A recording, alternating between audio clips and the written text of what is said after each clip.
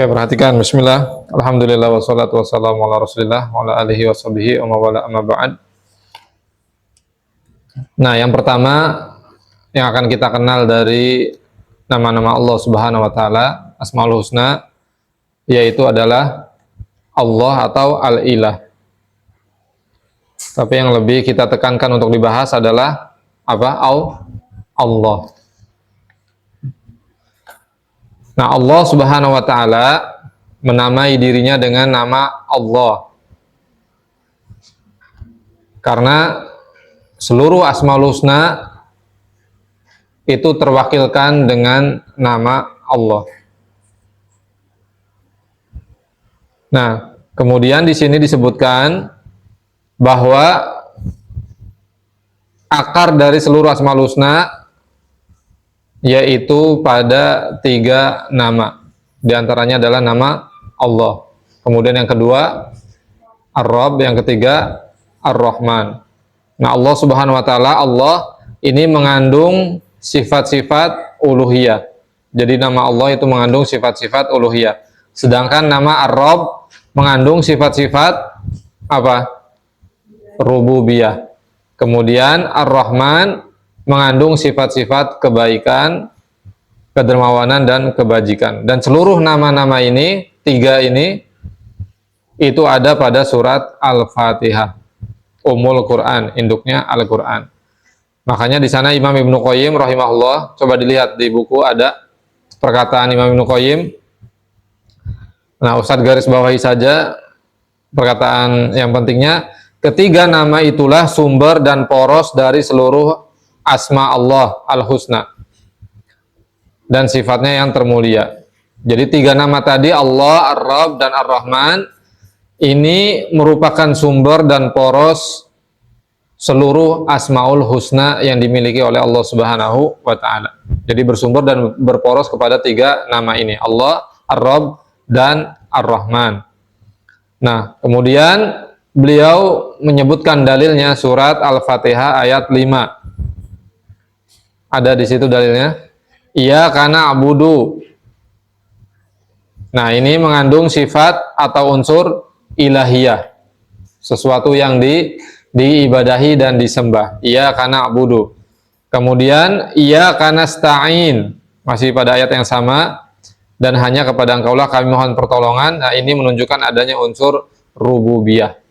Jadi kita meminta pertolongan kepada Allah Subhanahu wa taala yang memiliki sifat rububiyah. Ya, yang mengatur, yang menguasai, memiliki, dan menciptakan. Memberi rezeki, menghidupkan, mematikan, dan seterusnya. Itu diantara kandungan-kandungan ya, atau makna-makna dari kalimat Ar-Rabb. Kemudian firman Allah, ihdinas siratal mustaqim, tunjukilah kami jalan yang lurus. Nah, pada ayat ini terkandung permohonan hidayah agar kita selalu berada di jalan yang lurus. Maka di sini mengandung sifat rahmat Allah Subhanahu wa taala. Ya. Jadi hidayah itu merupakan bentuk rahmat dari Allah Subhanahu wa taala. Kemudian kita masuk ya, mengenal kepada karakteristik atau ciri khas nama Allah, yaitu Allah. Nah, ini bagus ya, supaya kita mengenal Allah lebih dekat lagi. Jadi nama Allah itu Allah. Kenapa? Ada rahasia apa di situ? Seperti kalian punya nama Nindi, Ara, V, Hansa, dan yang lainnya.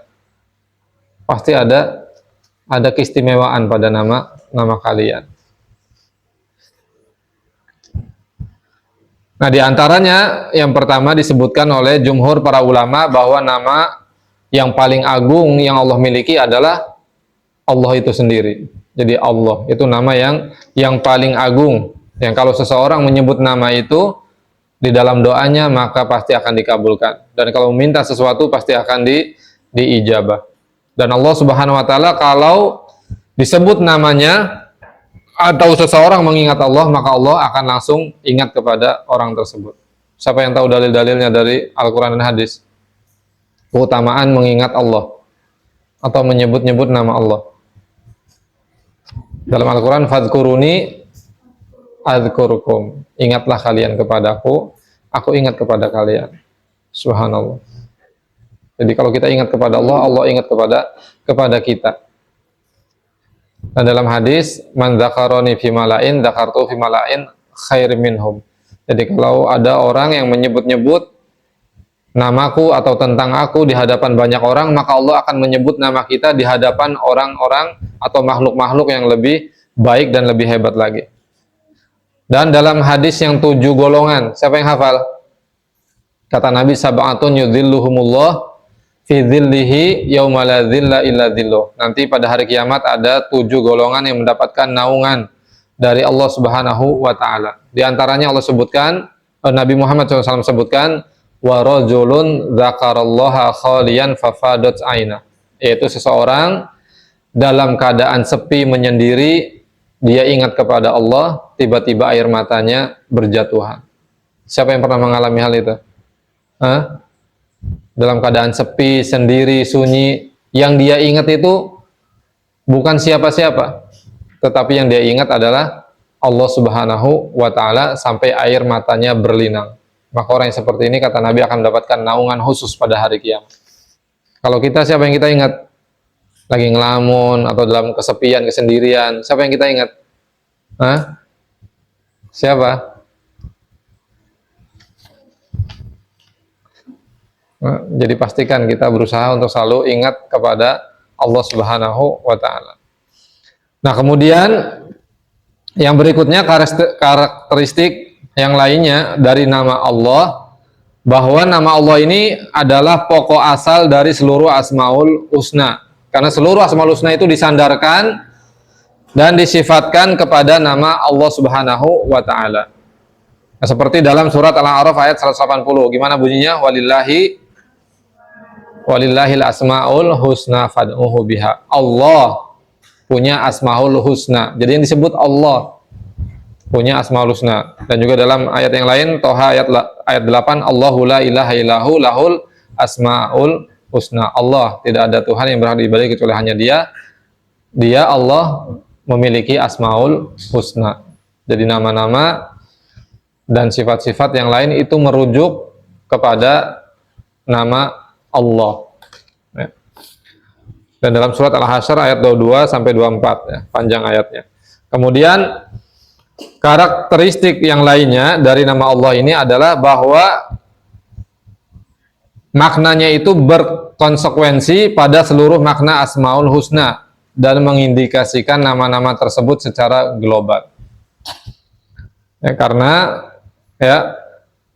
Asmaul Husna itu perincian dan penjelasan atas sifat ilahiyah, yaitu sifat yang agung, sempurna dan mulia, dan seluruh makna Asmaul Husna itu merujuk kepada nama Allah ini. Ya. Kemudian yang berikutnya adalah karakteristik yang lainnya dari nama Allah. Kalau lafad atau nama Allah didahului dengan huruf nida, sudah belajar huruf nida? Ya atau ya ayyuha atau a, ini huruf-huruf nida. Nah, kalau nama Allah itu tidak hilang alif lamnya ketika didahului huruf nida, tetap ya Allah, ya Allah. Jadi tidak hilang alif lamnya. Sedangkan nama-nama Allah yang lainnya, ya, dari Asmaul Husna, Ar-Rahman, Ar-Rahim, Ar-Razzaq, terus apa lagi? As-Sami, Al-Basir, kalau didahului huruf ya, maka alif lamnya menjadi hilang. Tadinya Ar-Rahman jadinya apa? Ya Rahman. Yang tadinya Ar-Rahim jadinya Ya Rahim. Jadi kita ketika berdoa kepada Allah, menyeru Allah dengan Asmaul Husna, maka tidak boleh misalkan Ya Ar-Razzaq, Ya Ar-Razzaq, tidak bisa. Alif lamnya dihilangkan. Ya Razzaq, Ya Rob. Jadi Ar-Rob, alif lamnya dihilangkan. Tetapi kalau Allah, maka tidak hilang alif lamnya. Jadi ya Allah, ya Allah. Paham ya? Nah, terus berikutnya karakteristik lainnya dari nama Allah bahwa nama Allah ini sering disebut-sebut di dalam zikir-zikir. Jadi zikir apapun yang diajarkan oleh Nabi kita Muhammad SAW itu banyak di dalamnya yang disebutkan adalah nama Allah, bukan dengan menggunakan nama-nama selainnya dari Asmaul Husna, tapi yang disebut adalah Allah. Ini menunjukkan keagungan nama-nama ini. Seperti contohnya Allahu Akbar, Subhanallah, Alhamdulillah, selalu Allah yang disebut namanya, nama Allah. La ilaha illallah. Terus apa lagi? Hasbunallah, la haula wala quwata illa billah. Jadi selalu nama Allah yang disebut. Nah, ini menunjukkan keagungan nama Allah Subhanahu wa taala.